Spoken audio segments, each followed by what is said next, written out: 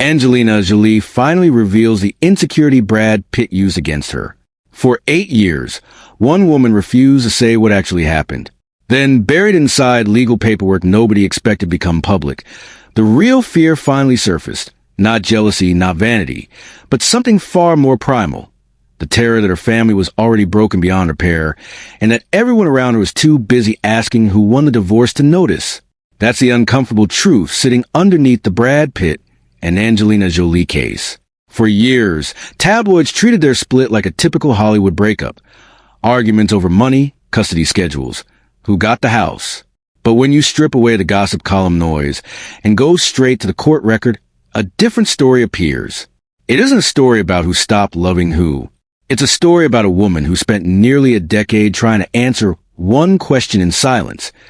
How do you protect children from a fear that no headline could ever properly capture? The origin point is well documented.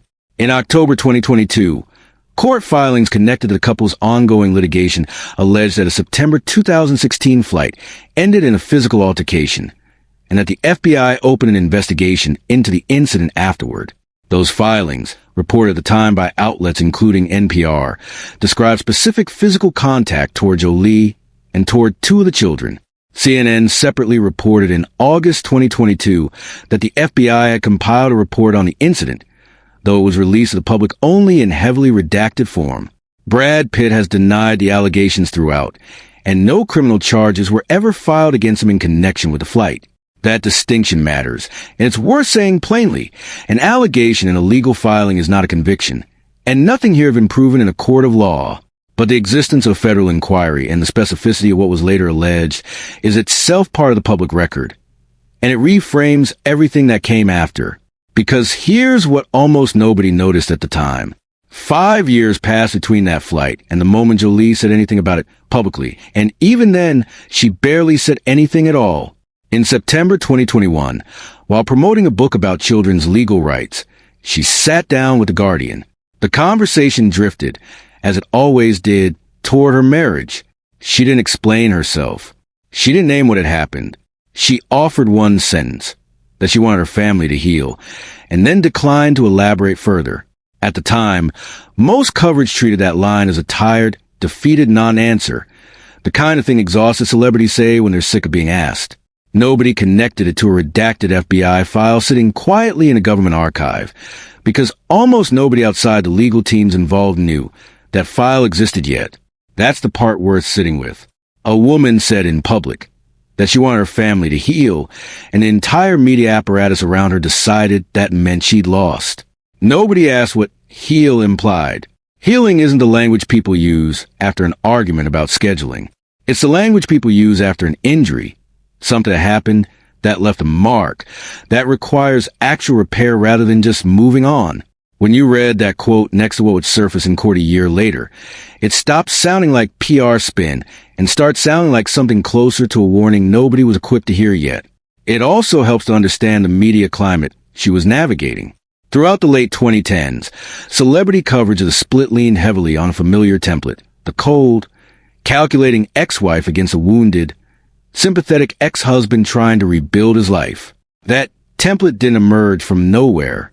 It fit a well-worn cultural script that entertainment outlets had used for decades in high-profile divorces. One that rewards simplicity over accuracy. A woman filing repeated legal motions reads, in that script, as vindictive. A woman quietly trying to document a pattern of danger reads, in reality, as something else entirely. The problem is that from the outside, those two things can look identical. And for years, the public had no way of telling them apart because the underlying documentation simply wasn't public yet.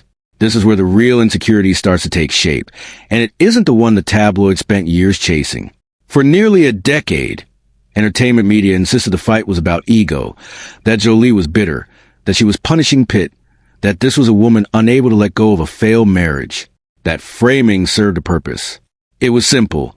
It fit a familiar narrative about vindictive ex-wives, and it required nobody to sit with anything uncomfortable. But the pattern in the actual court filings tells a different story. Filing after filing circled back to the same night, the same aircraft, the same unresolved fear, that whatever happened on that flight could happen again, and that the people with the least power to protect themselves were the ones most exposed to it. That is not the insecurity of a woman worried about her public image. That's the insecurity of a parent who no longer trusts that safety is guaranteed, and who has watched the world misread her caution as cruelty for years. It's worth pausing on how rare that kind of restraint actually is in this industry. Jolie never sat for a tell-all interview about the flight. She never leaked the FBI file herself. She never used a press cycle to get ahead of the narrative, even while headlines called her manipulative and difficult for over half a decade.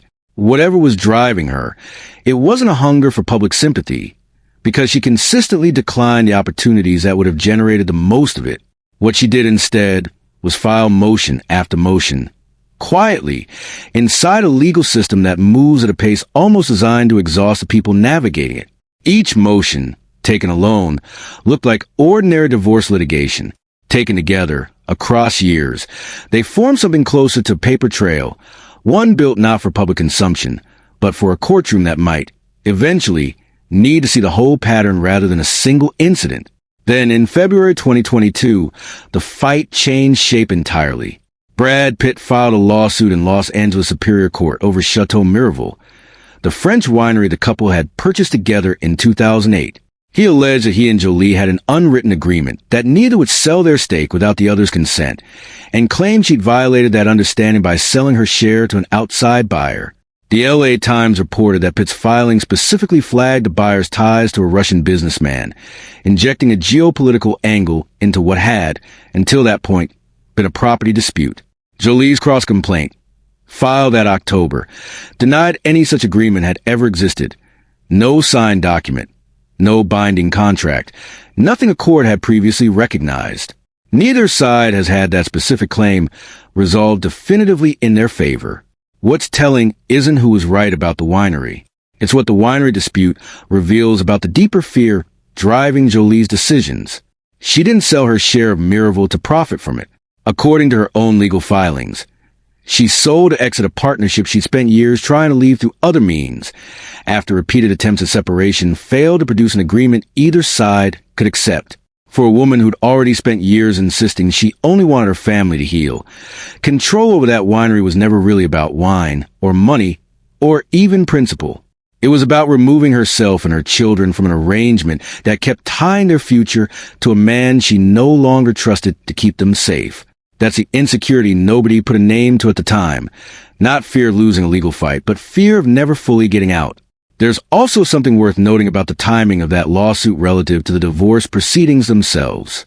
By 2022, the core custody matters between Jolie and Pitt had largely been settled years earlier, quietly out of the public eye. The Miraval fight erupted afterward, almost as if the winery had become the last remaining thread connecting them. One neither side could fully release.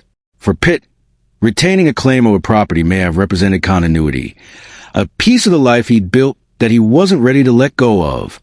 For Jolie, based on her own filings, it represented the opposite, one final entanglement standing between her and full separation.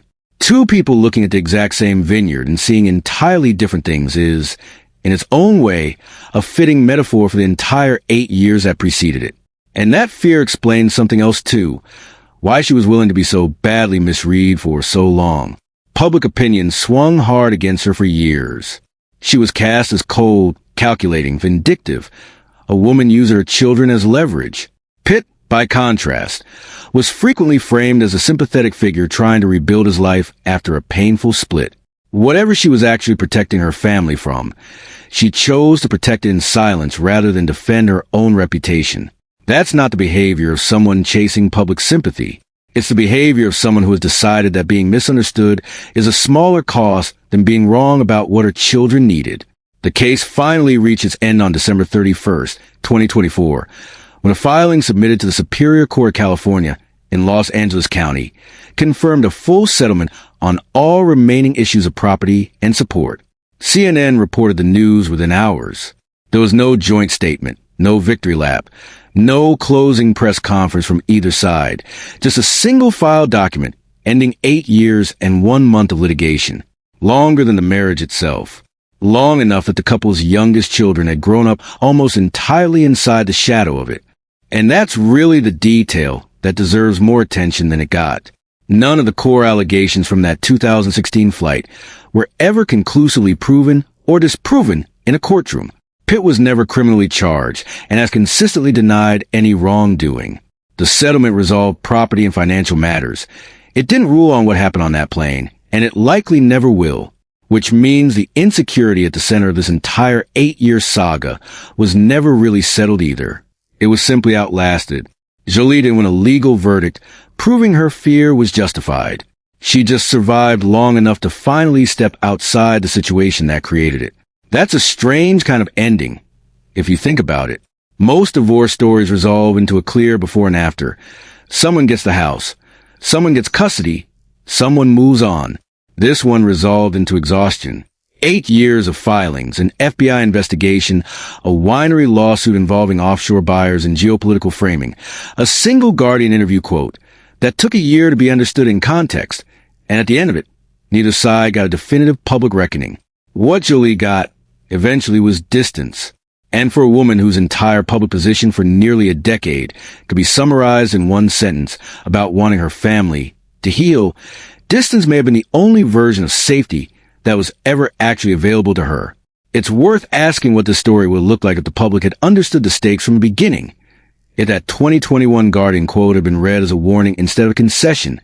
If the 2016 flight had been treated with the gravity it apparently warranted from the start, rather than folded into 6 years of tabloid noise about a messy celebrity split. Maybe nothing about the legal outcome would have changed. But the way millions of people understood a mother trying, quietly and for years, to keep her children safe, that might have looked very different.